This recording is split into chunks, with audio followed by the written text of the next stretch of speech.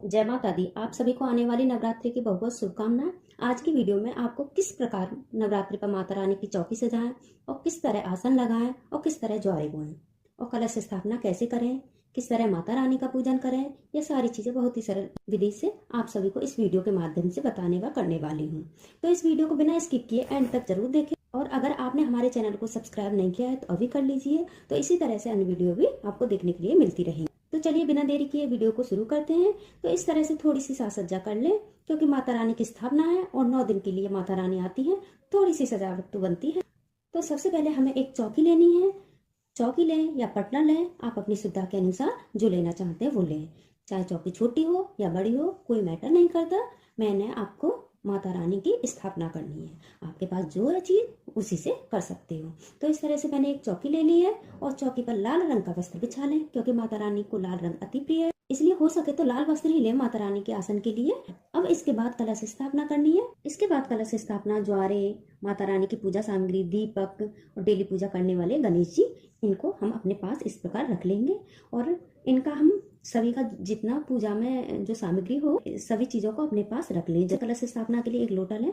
लोटा सोने का, चांदी का, पीतल का, तांबा का और एक स्टील का छोड़कर आप किसी का भी ले सकते हैं। अगर ये भी ना हो तो आप मिट्टी का भी ले सकते हैं। तो अब कलश स्थापना के लिए तो अब हम पूजा सामग्री के लिए इस प्रकार से एक थाली में सारा सामान रख लेंगे। उसमें हम एक दुर्वा घास रखेंगे, नारियल रखेंगे, लौंग, इलायची, पुष्प, सुपारी, बतासे, रोली और जो आपके घर में इस्तेमाल होने वाले मेवा हैं, जो आप पंचमेवा रख सकते हैं, कलाब आय, साफ मिट्टी और अशोक के पत्ते, सिक्का, लाल चुन्नी, चावल, दीपक रख लें। अब माता रानी को इस तरह से रखें और माता रानी के पोशाक रखें, श्रृंगार रखें और पूजा आरती के लिए जो बुक है हम जिसे चालीसा और आरती करेंगे उस बुक को भी रख लें।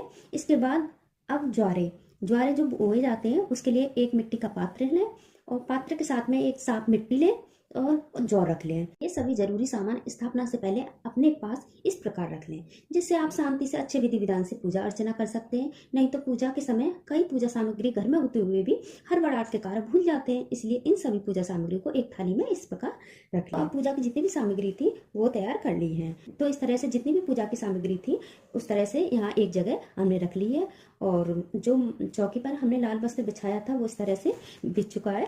तो इसके बाद सभी के आसन तैयार करते हैं, जैसे माता रानी का, कलश का, गणेश जी का और अखंड ज्योति का। यहाँ मैंने माता रानी का चावल से आसन दे दिया है, आप चाहे तो फूलों का भी आसन दे सकते हैं। अब मैं कलश स्थापना के लिए चावल से अष्टदल की आकृति बना रही हूँ। अगर आपके पास टाइम कम है तो आप अष्टदल न बनाकर थोड़े से चावल रखकर भी आसन दे सकते हैं। तो देखिए, चौकी स्थापना एक बार कर लेने के बाद उसे 9 दिन तक हिलाना नहीं है, इसलिए जब माता की चौकी स्थापित करें तो ऐसी जगह चुनें जहां ज्यादा शोरगुल ना हो और खासकर दिशा का खासकर ध्यान रखें।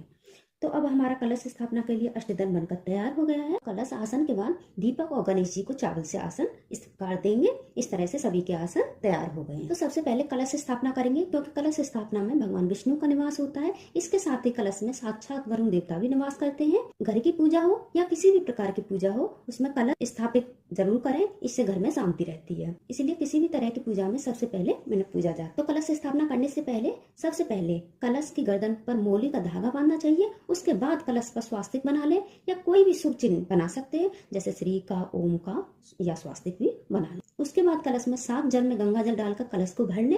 अब देखिए कलश में हमें क्या क्या डालना चाहिए। सिक्का, सुपारी, दुर्वा घास, अक्षत यानी चावल, रोली, चंदन, हल्दी, साबुत हल्दी, अगर साबुत हल्दी ना हो तो हल्दी पाउडर भी डाल सकते हैं और एक साफ सुथरी मिट्टी की ढली, पुष्प, इन सभी को एक एक करके कलश में मंत्र जाप के साथ डालते जाएं। अब कलश में रखने के लिए आम या अशोक के पत्ते पर रोली और चंदन लगाएं।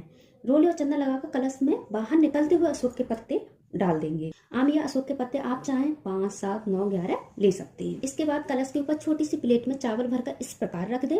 चावल से भरी प्लेट के ऊपर रखने के लिए नारियल लें। हाँ, नारियल पानी वाला होना चाहिए। आप इस तरह से थोड़ा सा हिला के देख लें, पानी के हिलने की इस तरह से आवाज आएगी। अब नारियल पर लाल कपड़ा या लाल चुन्नी लपेट दें। चुन्नी के साथ इसमें कुछ पैसे भी बांध दें। अगर वस्त्र या चुन्नी ना हो तो वस्त्र का भाव देकर नारियल पर 5 या 7 बार मोली लपेट दें और नारियल पर कोई शुभ चिन्ह बना लें। यहाँ नारियल का मुख अपनी तरफ ही रखें, यानी यानी जिस तरफ पूजा कर रहे हो नारियल का मुख उस सिरे पर होता है, जिस तरह से पेड़ की टहनी से जुड़ा हो। क्योंकि वास्तुशास्त्र में कहा गया है यदि नारियल का मुख विपरीत दिशा में होता है तो इससे अनेक प्रकार के कष्ट उत्पन्न होते हैं। तो अब कलश स्थापना करने से पहले पूरी तरह कलश अपना तैयार कर लिया है। इसके बाद तैयार करते हैं ज्वारे की पूजा यानी जौ की।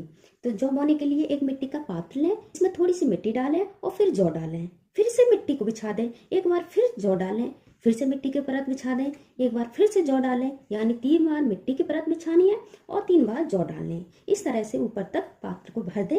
इस तरह से ये तैयार हो चुका है। अब कलश स्थापना से पहले ज्वारे की पूजा व स्थापना करेंगे। जौ वाले पात्र को इस तरह से स्थापित कर दें। स्थापित करने के बाद जल के इस तरह से छिड़काव करें। अब कलश स्थापित किए जाने वाली भूमि मंत्र के साथ स्थापित करें, यानी जो जौ बोए हैं उसके बीच में कलश स्थापित कर सकते हैं और या तो अलग भी स्थापित कर सकते हो। ज्वारे के बीच में भी कलश रखना शुभ माना जाता है। कलश स्थापना माता रानी के दाएं तरफ स्थापित होता है। वैसे आप लोगों के मन में एक सवाल तो घूमता होगा, आखिरकार नवरात्रि में कलश स्थापना के दौरान जौ क्यों बोए जाते हैं? क्योंकि जौ अन्नपूर्णा देवी और भगवान ब्रह्मा का प्रतीक है। ऐसा कहा जाता है कि जौ सबसे पहले उत्पन्न हुई फसल थी, इसलिए कलश स्थापना के दौरान सबसे पहले जौ बोए जाते हैं और उसकी पूजा की जाती है। जौ को भगवान ब्रह्मा का भी रूप माना जाता है, इसलिए सबसे पहले नवरात्रि में जौ की पूजा करना जरूरी है। अब यहाँ जो दुर्गा माता का आसन दिया था वह हम दुर्गा माँ को विराजमान कर लेंगे। अगर आपके पास दुर्गा माँ की मूर्ति ना हो तो आप फोटो भी रख सकते हो। माता रानी को स्थापित करने के बाद आप माँ दुर्गा से प्रार्थना करें, हे माँ दुर्गा आप 9 दिन के लिए इस चौकी में विराजिए। अब डेली पूजा किए जाने वाले गणेश जी को विराजमान करें। इसके बाद नॉर्मल दीपक या अखंड ज्योति को भी आसन पर स्थापित कर सकते हैं। अगर अखंड ज्योति जलाना चाहते हो तो नवरात्रि के पहले दिन से ही अखंड ज्योति जलाएं और 9 दिन तक निरंतर जलती रहनी चाहिए। इस बात का अवश्य ध्यान रखना चाहिए कि अखंड ज्योति नवरात्रि के बीच में न बुझे, क्योंकि इसका बुझना अशुभ माना जाता है। अगर आप में से जो लोग अखंड ज्योत रखते हैं उन्हें हर समय इसको जलाते रहना चाहिए और समय समय पर इसमें घी डालते रहें ताकि ये जलती रहे।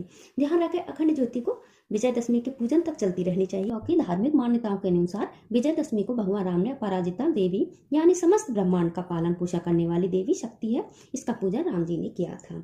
इसलिए जो अखंड ज्योति है हमारी विजयदशमी तक जलती रहनी चाहिए। इस तरह से सभी भगवान को आसन पर विराजमान कर दिया है। इसके बाद अब हम पूजा स्टार्ट करते हैं।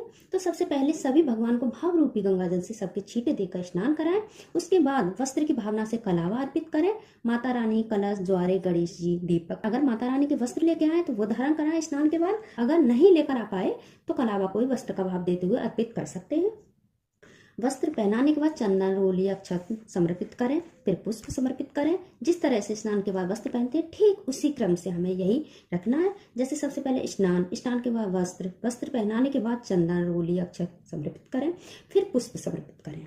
अगर आपके पास लाल रंग का पुष्प है तो माता रानी को जरूर अर्पित करें, क्योंकि माता रानी को लाल रंग अति प्रिय है। अब माता रानी को श्रृंगार समर्पित करें और देखिए जितनी सामर्थ्य हो दक्षिणा जरूर निकालें। इसके बाद सभी को भोग लगाएं। वैसे नवरात्रि में बतासे का भोग विशेष होता है, इसलिए बतासे का भोग जरूर रखें। और जो घर में मीठा बना हो उसका भी भोग लगाएं और जो फल मेवा आपके पास उपलब्ध हो माता रानी को प्रेम पूर्वक भोग लगाएं। माता रानी उसे भी स्वीकार कर लेंगी। भोग के साथ माता रानी को जल भरकर अवश्य दें। छोटा बड़ा जैसा भी पात्र हो वैसा दें। अब मुख शुद्धि के लिए माता रानी को मिश्री, लौंग, इलायची अर्पित करें। देखिए नवरात्रि की पूजा में लौंग प्रयोग करें तो यह अवश्य देख लें लौंग फूल वाला होना चाहिए, खंडित नहीं हो, उसे अच्छे से देख लें लौंग में फूल है या नहीं। अब माता रानी का छोटा सा हवन कर लें। हवन में 5 या 7 या 11 बार आहुति दें। लौंग, सिंदूर, बतासे जो भी माता रानी का भोग लगाया है थोड़ा थोड़ा लेकर आहुति इस प्रकार दे दें। मैं आपको बताऊं हमारे यहाँ माता रानी के हवन में माता रानी के नाम से 2 लौंग के जोड़े और लांगुर वीर के नाम से भी 2 लौंग के जोड़े सिंदूर में लगा के चढ़ाए जाते हैं। उसके बाद मीठा अर्पित किया जाता है। आप अपने घर में माता रानी की जैसी भी पूजा हवन चला आ रहा है शुरू से उस प्रकार भी कर सकते हैं, बस मन में भाव, श्रद्धा, समर्पण होना चाहिए। हवन किस पर कर सकते हैं? जैसे ये हवन गाय के उपले पर होता है। अगर गाय के उपले ना हो तो सूखा नारियल या कपूर पर भी हवन आहुति दे सकते हैं। नवरात्रि पर चाहे छोटा सा ही हवन करें लेकिन करें जरूर। माना जाता है हवन में दी गई आहुतियां, लौंग के जोड़े, बतासा, प्रसाद आदि भगवान को सीधे स्वीकार होते हैं। अब इसके बाद आप दुर्गा चालीसा पढ़ें, फिर आरती करें। इस तरह से हमारी पूजा संपन्न हुई। अब माता रानी से प्रार्थना करें, हे माता रानी हमारी पूजा अर्चना में जो भी भूल चुक हुई हो हमें अपना बालक समाज का माफ करना। इसके बाद कलश को हाथ जोड़कर देवी देवताओं का आह्वान करते हुए प्रार्थना करेंगे कि हे समस्त देवी देवताओं आप सभी 9 दिन के लिए कृपया कलश में विराजमान रहें और सभी भगवान से हाथ जोड़कर भूल चूक के लिए प्रार्थना करेंगे। इस तरह से नवरात्रि की स्थापना व पूजा विधि विधान से संपन्न। एक बार सब मिलकर बोलो जय माता दी।